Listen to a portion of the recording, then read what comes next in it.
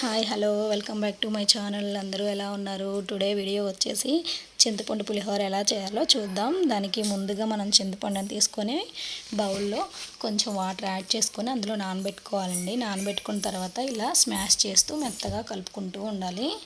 ఇలా కలుపుకున్న తర్వాత మెత్తగా కలిపేసిన తర్వాత మనకి చింతపండు గుజ్జు తయారవుతుంది కదా. తయారైన దాన్ని మనం ఏంటంటే ఇప్పుడు స్ట్రైనర్ సహాయంతో మనం ఆ గుజ్జుని అనేది స్ట్రెయిన్ చేసి పెట్టుకోవాలి. ఇలా స్ట్రెయిన్ చేయడం వల్ల ఏంటంటే మనకి ఆ చింతపండులో ఉండే ఆ పీచులు కొంచెం నలకలు లాంటివి ఉంటాయి కదా, అవన్నీ మనకి స్ట్రెయిన్ అయిపోతాయి. సో ఇలా స్ట్రెయిన్ చేసిన తర్వాత మనం ఇది గ్యాస్ మీద పెట్టుకొని మీడియం ఫ్లేమ్లో పెట్టుకొని బాయిల్ చేసుకోవాలండి.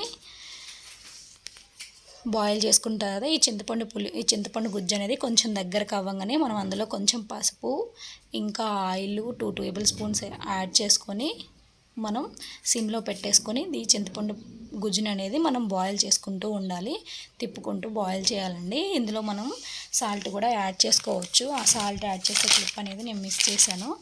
సో ఇందులోనే సాల్ట్ యాడ్ చేయాలండి. కొంచెం మనకి రుచికి సరిపోయేంత సాల్ట్. ఆల్రెడీ మనం రైస్ బాయిల్ చేసేటప్పుడు రైస్లో కొంచెం సాల్ట్ వేసుకుంటాం కదా, దానికి చూసుకొని మీరు యాడ్ చేసుకోవాలి.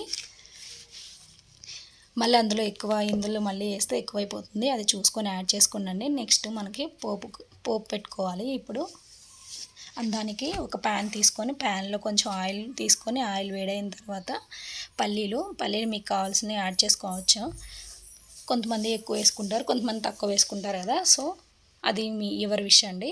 నెక్స్ట్ ఇలా పల్లి కొంచెం ఆయిల్ ఫ్రై అయిన తర్వాత అందులోకి మనం ఎండుమిర్చి వేసి ఫ్రై చేసుకోవాలి. నెక్స్ట్ అందులోనే కొంచెం పసుపు యాడ్ చేసుకోవాలండి. పసుపు అనేది నేను కొంచెమే వేస్తున్నాను, ఎందుకంటే చింతపండు గుజ్జులో ఆల్రెడీ కొంచెం వేసాం కాబట్టి ఇక్కడ కొంచెమే వేసాను. సో అది చూసుకొని వేసుకోవాలి. నెక్స్ట్ ఇందులోనే మనం ఆవాలు, జీలకర్ర, పచ్చిశనగపప్పు యాడ్ చేస్తున్నానండి. ఇవి పోపుకి నేను ముందుగానే పెట్టుకుంటాను, సో అవన్నీ ఒకేసారి యాడ్ చేశాను. నెక్స్ట్ వచ్చేసి ఇలా అవన్నీ వేసిన తర్వాత ఇలా మనం సిమ్లో పెట్టేసుకొని వీటిని ఫ్రై చేస్తూ ఉండాలి. ఇందులో ఇంకా నేనేంటంటే ఇంకొంచెం పచ్చిశనగపప్పు యాడ్ చేస్తున్నాను. పులిహోరలో ఇవి కూడా కొంచెం ఎక్కువగా ఉంటే కొంచెం మంచిగా ఉంటుందని చెప్పి యాడ్ చేశానండి. మీకు ఇష్టం లేకపోతే స్కిప్ చేయొచ్చు.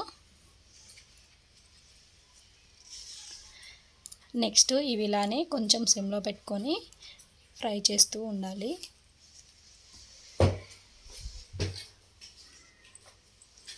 ఇలా ఫ్రై చేసిన తర్వాత సిమ్లోనే ఉంచాలండి, లేకపోతే ఇవి మాడిపోతాయి, తొందరగా లోపల బాయిల్ అవ్వవు పల్లీలు అనేది. సో అలా ఫ్రై చేసుకున్న తర్వాత మనం ముందుగానే రైస్ని బాయిల్ చేసి పెట్టుకుంటాం కదా, ఆ రైస్ని మనం ముందుగానే కొంచెం ఒక ప్లేట్లో పెట్టి ఆరబెట్టేసుకోవాలండి. దీని రైస్ ఏంటంటే మనం కొంచెం పొడిగా వండుకుంటే బాగుంటుంది పులిహోరకి, మరీ ముద్దగా కాకుండా. సో పొడిగా ఉంటే బాగుంటుంది. ఇలా ఆరబెట్టుకున్న రైస్ని అన్నీ ఒకే దగ్గర పెట్టేసుకొని కలుపుకోవాలి. ఇప్పుడు ఆరబెట్టుకున్న రైస్లో మనం చింతపండు గుజ్జు ఉంటుంది కదా, ఆ గుజ్జుని మొత్తాన్ని వేసిన తర్వాత మొత్తం ఇలా కలుపుకోవాలి. స్పూన్తో కానీ హ్యాండ్తో కానీ కలుపుకోవచ్చు, మీ కంఫర్ట్ని బట్టి. నేనైతే ఇక్కడ స్పూన్తో కలుపుతున్నాను. ఇలా మొత్తం మనకి ఆ చింతపండు గుజ్జు అనేది మొత్తం రైస్కి పట్టేలాగా కలుపుకోవాలి.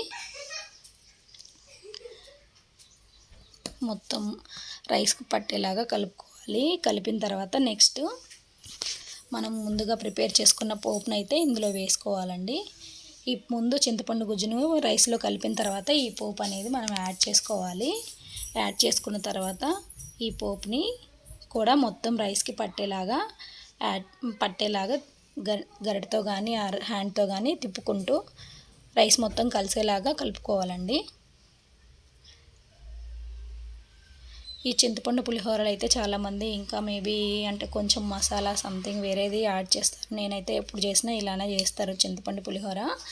మ్యాక్సిమం చాలా అయితే తక్కువ చేస్తానండి, ఎక్కువ మ్యాక్సిమం లెమన్ రైస్ చేస్తాను, ఎందుకంటే త్వరగా అయిపోతుంది. చింతపండు పులిహోర కంటే ప్రాసెస్ చాలా టైం పడుతుంది కదా, చింతపండుని తీసి బాయిల్ చేసి అవన్నీ టైం పడుతుంది కాబట్టి. సో ఎప్పుడు లెమన్ రైసే చేస్తాము, కానీ చింతపండు పులిహోరకు ఉన్న టేస్ట్ లెమన్ రైస్కి ఉండదండి. సో మీలో ఎంతమందికి చింతపండు పులిహోర అంటే ఇష్టమో లైక్ చేయండి, కామెంట్ చేయండి.